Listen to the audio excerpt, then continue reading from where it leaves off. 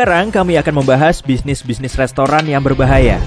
Pufferfish atau ikan buntal adalah makanan khas Jepang yang lezat dan bagaikan Russian roulette di dunia makanan.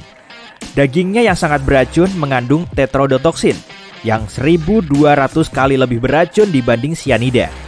Jadi lapar? Biasanya manusia tidak bisa bertahan hidup jika memakan ikan ini. Tapi koki-koki Jepang dilatih untuk menyisihkan bagian beracunnya untuk hidangan seharga $200 atau 3 juta rupiah bernama fugu.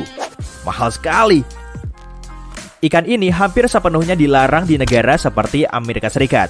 Hanya ada beberapa tempat resmi yang menjualnya. Mungkin bisa dibilang orang-orang rela mati untuk memakannya. Tidak ya? Oke. Makanan lain yang juga banyak dilarang adalah kazumarzu, yang artinya keju busuk dalam bahasa Italia. Jika kamu ingin mencicipinya, pergilah ke Sardinia, Italia.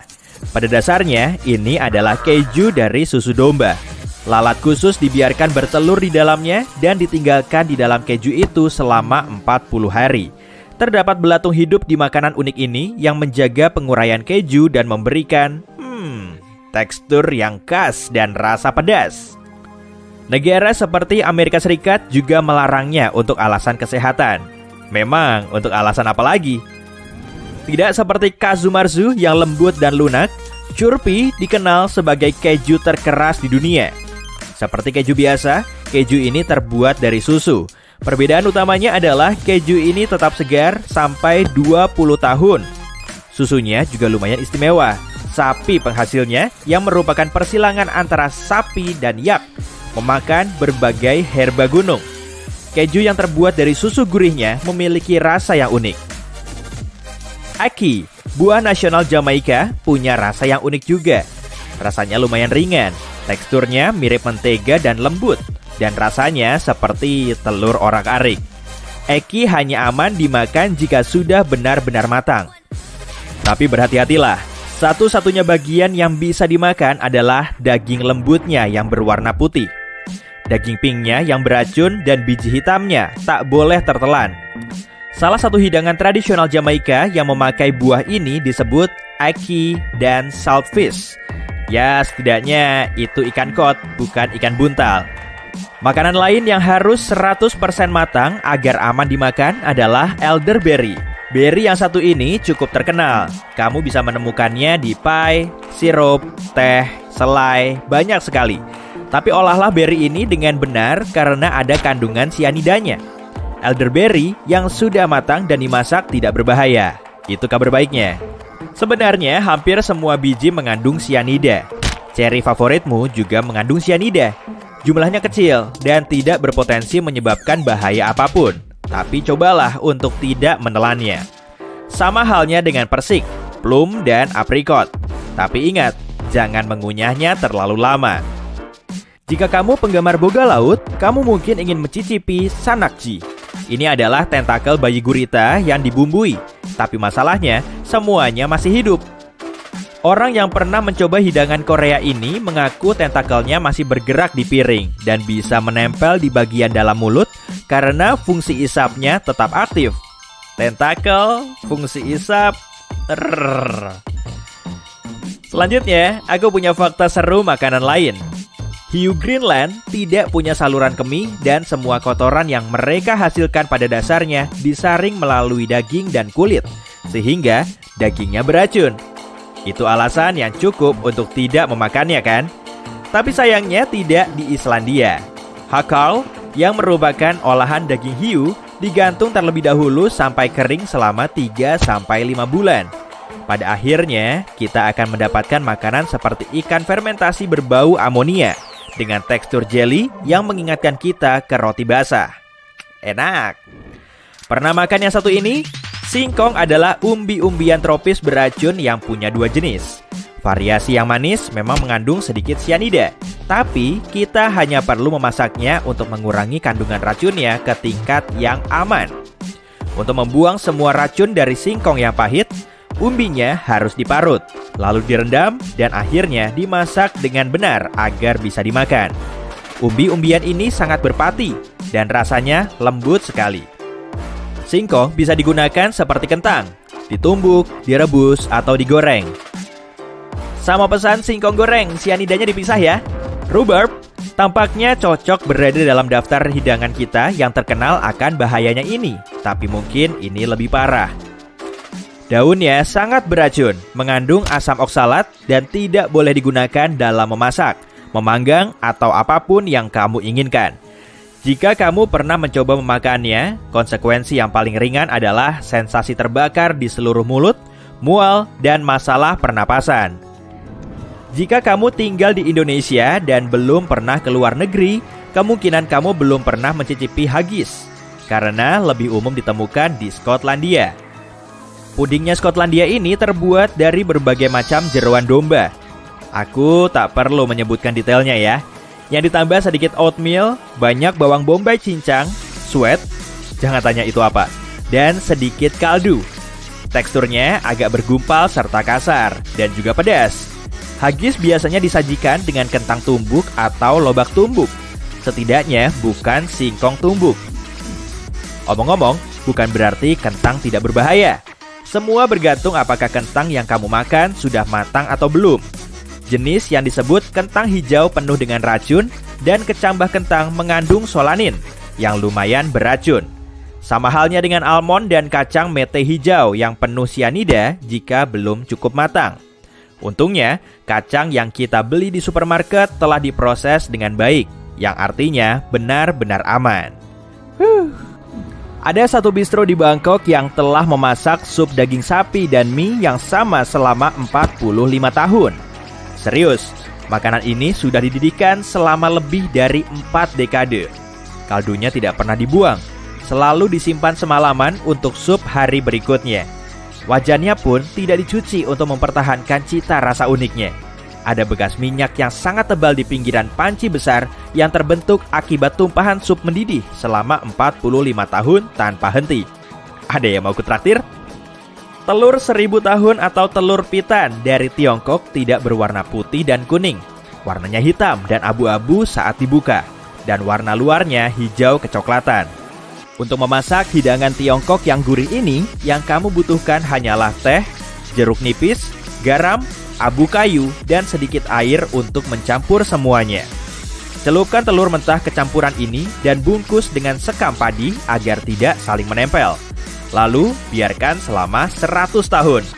Tidak, aku bercanda.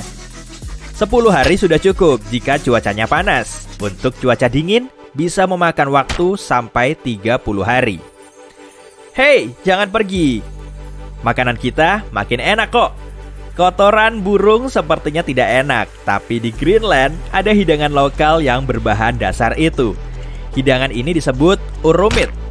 Tulisan di sini sih begitu ya. Dan terbuat dari kotoran burung ptarmigan. Nyam, nyam, nyam. Orang-orang mengumpulkannya pada musim dingin.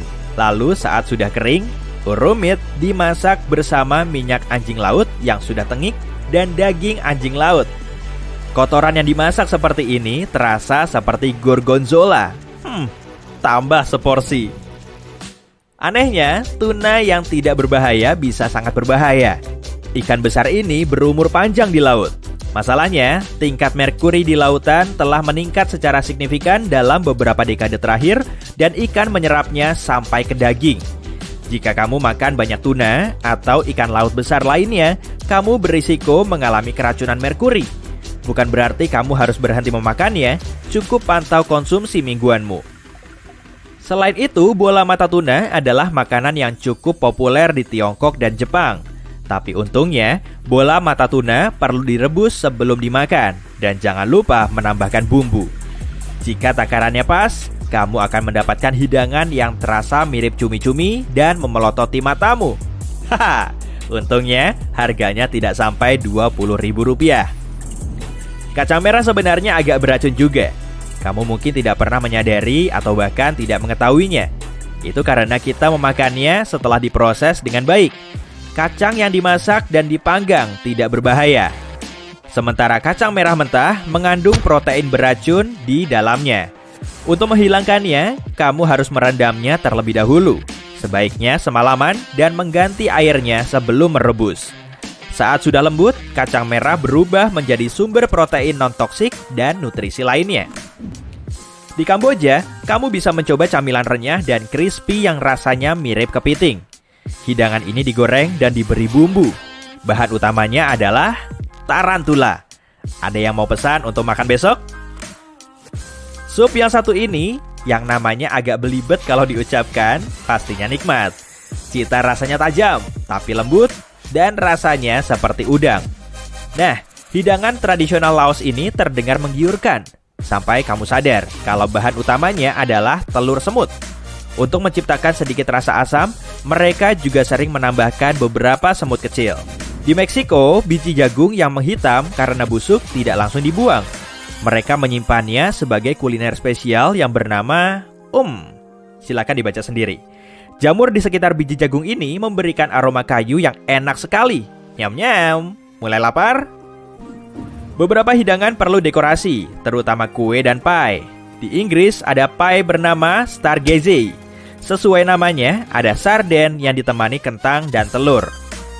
Mencuat keluar dari kulit pie dan menatap ke langit. Terkadang ekornya yang mengarah ke langit. Jamur teh adalah minuman aneh lain yang biasa diminum di Eropa Timur bersama dengan minuman berbahan dasar susu asam. Pada dasarnya, ini adalah teh hitam atau hijau yang difermentasi. Teh ini dibuat dengan menambahkan kultur bakteri utuh yang tidak dikonsumsi tapi hanya memfermentasi ke teh manis yang gulanya bertindak seperti ragi. Silahkan tambahkan jus, rempah, atau apapun yang kamu mau. Yap, aku sudah lumayan mual. Aku ke kamar mandi dulu ya. Sampai jumpa lagi.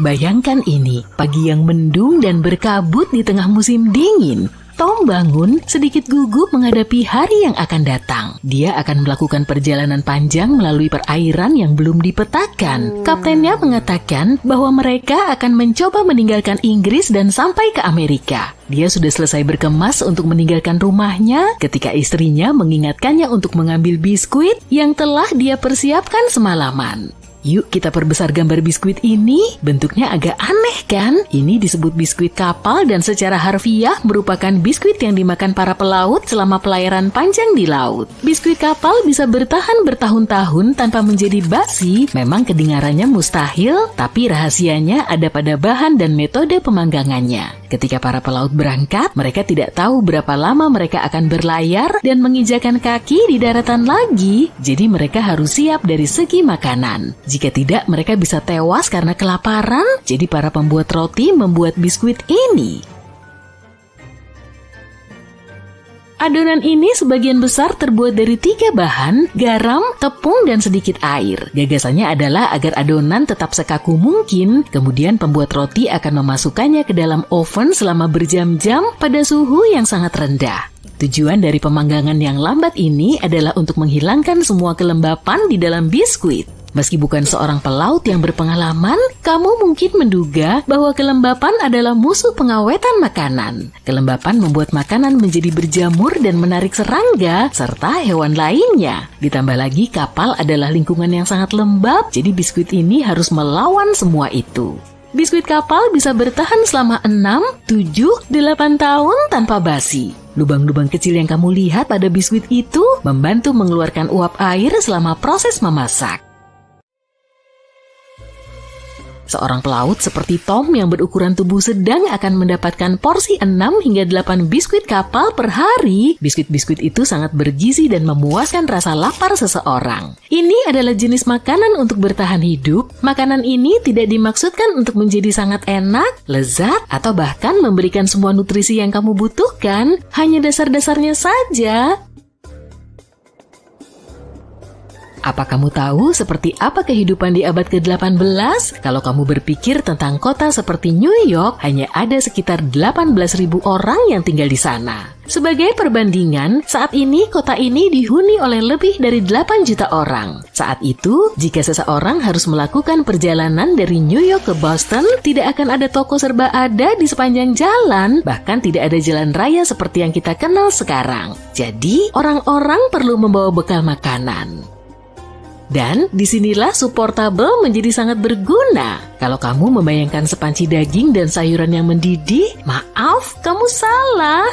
Sup portable itu keras dan kental, tampilannya seperti ini. Sup portable adalah sejenis kaldu yang dipadatkan, zat yang sangat kental yang pada dasarnya terbuat dari daging. Kalau dipikir-pikir, makanan ini mudah dibawa, ringan dan tidak memakan banyak tempat. Tapi sup ini sangat sulit dibuat. Daging terbaik untuk membuat sup portable adalah daging yang mengandung banyak kolagen seperti kaki sapi. Dan rahasianya adalah memasak secara perlahan, tapi kamu nggak boleh lengah karena jika mendidih kamu akan merusak semuanya. Saat memasak daging akan melepaskan rasanya ke dalam air di dalam panci. Dan setelah beberapa jam, dagingnya bisa diangkat, air yang tersisa akan kaya nutrisi dan lemak. Dan setelah kamu merebusnya selama sekitar 18 hingga 24 jam, kamu akan mendapatkan zat gizi seperti gelatin. Setelah dingin, rebusan itu akan berubah menjadi semacam tablet. Sungguh menakjubkan melihat seluruh proses transformasi ini. Tapi tablet berwarna gelap ini benar-benar mengenyangkan loh. Dan untuk memakannya, kamu hanya perlu mencari air panas dan memasukkan tablet daging ke dalamnya. Semua nutrisi yang terkondensasi di dalamnya akan mencair dan kamu punya makanan yang hangat dan mengenyangkan. Berikut ini adalah pertanyaan jebakan untukmu. Tahukah kamu kenapa hamburger disebut hamburger bahkan jika tidak terbuat dari daging ham? Rupanya ini ada hubungannya dengan kota tempat pertama kali hamburger ditemukan, yakni kota Hamburg di Jerman. Tapi itu tidak seperti yang kita kenal sekarang. Mereka bahkan tidak menggunakan saus tomat, setidaknya bukan saus tomat yang kita gunakan sekarang. Tapi tahu nggak, ternyata selama ini ada jenis saus tomat lain. Meski kedengarannya aneh, pada abad ke-18 orang-orang memakan saus jamur. Sebagai informasi, kalau kamu mencari kata kecap di beberapa kamus, artinya saus yang terbuat dari jamur. Gak ada hubungannya dengan tomat sih. Aku penasaran dari mana ya orang mendapatkan ide itu? Untuk membuatnya, kamu bisa menggunakan semua jenis jamur, bahkan bisa memakai shiitake kalau kamu mau yang mewah. Gagasannya adalah menghancurkannya, memasaknya dan menambahkan banyak bumbu ke dalam campuran. Bumbunya adalah cengkeh, pala, jahe, lada, dan apa aja deh yang kamu inginkan. Dan kalau kamu penasaran dengan apa nenek moyang kita memakannya, aku punya satu kata untuk itu, daging. Orang-orang dulu akan menuangkan saus jamur di atas potong steak misalnya, seperti saus kuah atau semacamnya. Nah, kalau ini bikin kamu ngiler, aku punya kabar baik nih. Kamu masih bisa menemukan saus jamur di Inggris, cuma di Amerika Utara aja yang sepertinya sudah melupakannya. Keren ya? Lalu apa yang orang-orang dulu makan saat merasa tidak enak badan? Sekarang ini kita punya konsep makanan yang aku suka banget, makanan penghibur atau biasa disebut comfort food. Yaitu sesuatu yang dimakan saat kamu merasa sedih dan murung, tapi pada hari-hari ketika kamu merasa sakit, apa sih yang kamu makan? Aku sih langsung kepikiran sup hangat atau sesuatu yang bergizi dan ringan. Nenek moyang kita minum sesuatu yang disebut posset. Posset dapat digambarkan sebagai eggnog dengan beberapa manisan yang ditambahkan ke dalamnya. Resepnya dapat ditelusuri sejak abad ke-15. Minuman ini dianggap sebagai obat yang dapat diandalkan, bahkan Shakespeare menggunakannya sebagai racun dalam Macbeth.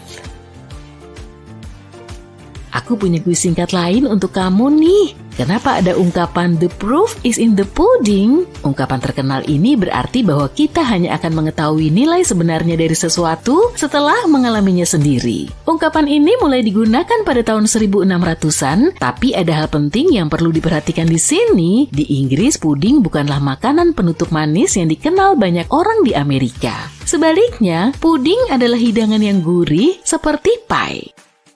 Bisa dibilang orang Inggris pandai mengubah hampir semua hal menjadi pie, mulai dari pie apel, pie labu, pie ayam, dan sebagainya. Nah, pada abad ke-18 mereka punya sesuatu yang disebut pie bistik daging sapi. Ini adalah hidangan yang sangat populer saat itu, tapi lama-kelamaan makanan ini tidak dibuat lagi. Makanan tradisional Inggris yang disebut steak and kidney pudding tentu masih ada, tapi ada berbagai macam bahan di dalamnya seperti kentang, wortel, dan saus kental. Hingga abad ke-19, orang-orang memakan versi sederhana dari hidangan ini yang pada dasarnya terbuat dari daging kaya rasa.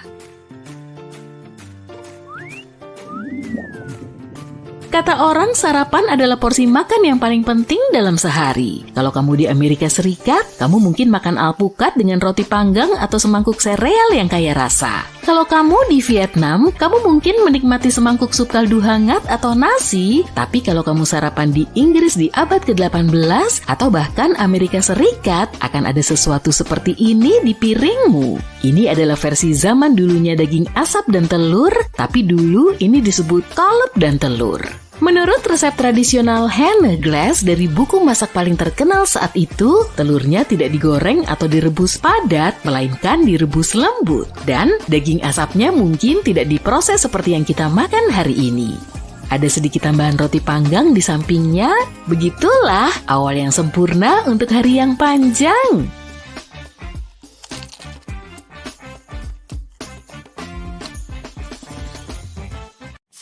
Apa ini aman dimakan? Kadang kita melihat bintik-bintik aneh pada kentang dan bertanya-tanya apakah harus membuangnya. Berikut ini 10 fakta makan atau buang. Tahukah kamu bahwa setiap tahunnya sekitar 54 miliar kilogram makanan dibuang hanya di Amerika Serikat saja? Angka ini berarti hampir 40% dari seluruh makanan di Amerika terbuang sia-sia. Orang-orang membuang makanan saat nggak yakin dengan bahan-bahannya, itu tindakan pencegahan yang masuk akal. Tapi gimana kalau makanan itu aman untuk dimakan dan tampilannya aja yang nggak biasa? Makanan pertama dalam daftar ini adalah daging sapi. Orang-orang cenderung lebih berhati-hati dalam hal daging. Bayangin kamu membeli daging sapi mentah di toko, setelahnya kamu menyadari ada bagian berwarna coklat pada daging tersebut. Kalau kamu langsung membuangnya, dengerin penjelasanku ya, itu normal. Bahkan ada lapisan coklat juga di dalam daging sapi. Apa warna merah terang berarti daging masih segar? Belum tentu. Saat daging pertama kali dipotong, warnanya marun. Jika segera dikemas dalam wadah hampa udara, warnanya akan tetap seperti itu. Tapi kalau daging terpapar udara selama 15 menit, maka oksigen akan menyebabkan perubahan warna menjadi merah. Warna merah berubah menjadi coklat saat reaksi biokimia dimulai. Hal ini bisa memakan waktu beberapa jam dan para pekerja di toko bahan makanan menggiling daging beberapa kali sehari untuk mendapatkan warna merah cerah karena mereka tahu konsumen berhati-hati terhadap daging sapi berwarna marun. Jika daging sapi dibungkus dalam plastik tembus oksigen, warnanya akan berubah merah terang setelah terpapar oksigen. Selama daging masih berbau dan terasa segar, serta disimpan dengan benar, seharusnya masih aman untuk dikonsumsi. Pernahkah kamu menemukan garis-garis gelap di bawah cangkang udang? Hewan yang satu ini punya cerita yang mirip dengan daging sapi. Garis-garis hitam pada daging udang berkaitan dengan fenomena alam. Ini muncul secara bertahap setelah udang diangkat dari air. Daging terpapar oksigen dan warna hitam semakin terlihat seiring waktu.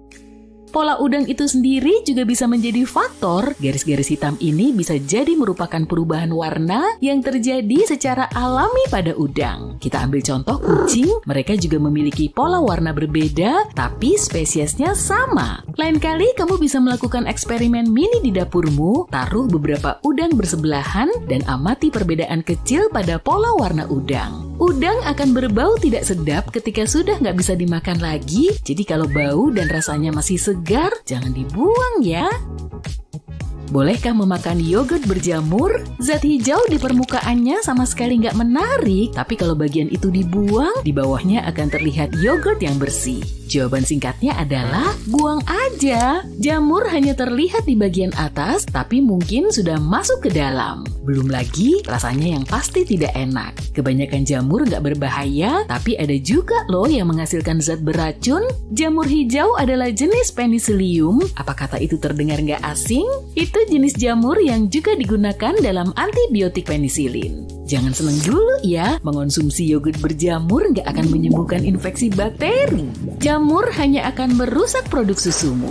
Pada tahun 2013, ada wabah terkait satu produk yogurt. Produsen menyerahkan produk tersebut ke toko-toko seperti biasa. Setelah beberapa waktu, mereka menerima banyak keluhan. Para konsumen mengatakan yogurt tersebut tampak seperti sup dan rasanya seperti sudah basi. Ternyata ada sejenis jamur yang mungkin melepaskan karbon dioksida. Itu membuat produk bersoda dan kembung. Perusahaan dan ilmuwan independen mengatakan jamur ini biasanya tidak berbahaya bagi manusia. Tapi lebih dari 200 orang dilaporkan terkena dampaknya. Jadi hal-hal semacam ini masih bisa terjadi ya. Kamu harus mempercayai instingmu. Kalau kamu cukup beruntung melihat jamur dalam kemasan yang baru dibuka, hubungi produsennya. Kamu bisa menyelamatkan orang lain dari hal yang sama dengan memberitahu produsen tentang masalah sistemik dan mencegah potensi limbah produk di masa depan. Selain itu, produsen mungkin akan mengganti rugi dengan memberimu yogurt yang masih enak, atau lebih baik lagi, mereka akan memberimu kupon untuk mendapatkan produk gratis.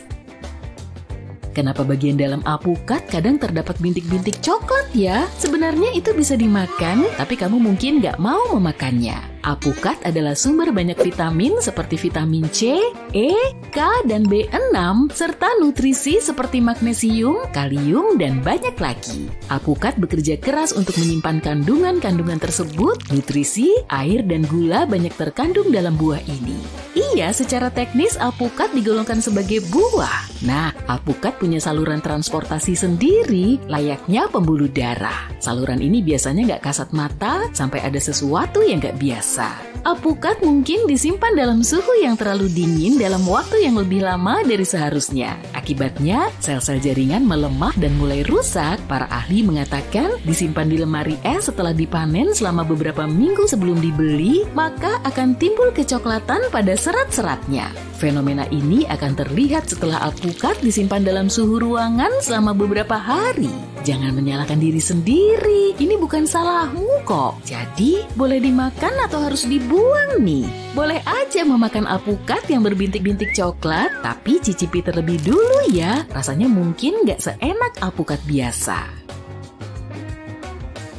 Gimana dengan bagian putih di bawah kulit kentang? Dimakan atau dibuang? Bagian ini juga seperti bekas memar berwarna gelap tapi tidak hitam. Kalau lapisan luar kentang terlihat normal, bagian putih yang tampak aneh itu bukanlah jamur. Kentang yang berjamur akan membusuk, dagingnya akan menjadi lunak, berkerut, atau kenyal. Selama bagian luar kentang tampak bersih dan normal, kemungkinan tidak ada pertumbuhan mikroba berbahaya di dalamnya. Area putih yang mencolok ini bisa terbentuk karena memar pada kentang yang kemungkinan terjadi di ladang selama masa panen. Kesimpulannya, kentang ini boleh dimakan.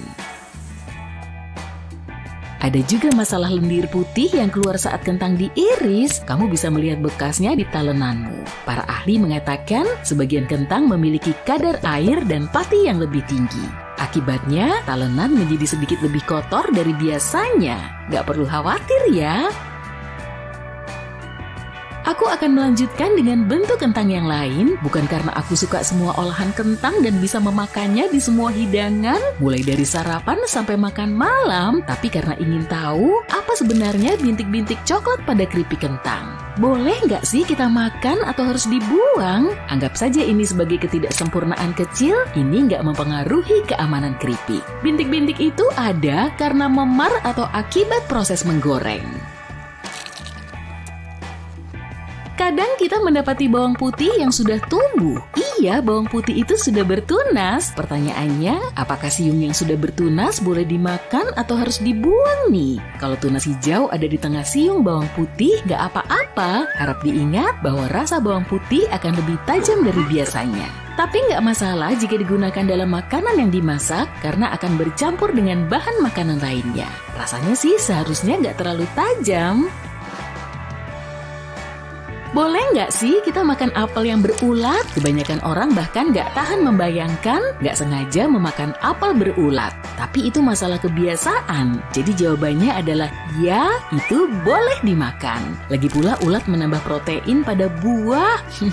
Hewan-hewan ini nggak membawa parasit berbahaya. Mereka masuk ke dalam apel, bagian lubangnya mungkin nggak enak karena sudah agak busuk. Selain rasanya, bagian ini aman untuk dimakan. Yang mungkin nggak begitu aman adalah adalah memakan apel yang jatuh. Apel yang jatuh itu mungkin sudah tergeletak di tanah selama beberapa waktu. Pada saat itu mungkin cukup bagi bakteri berbahaya dari tanah untuk menyelinap masuk ke dalam apel. Ada beberapa kasus di mana orang-orang mengalami masalah kesehatan karena meminum jus dari apel yang jatuh tanpa dipasteurisasi. Iya, apel itu sudah terkontaminasi bakteri berbahaya.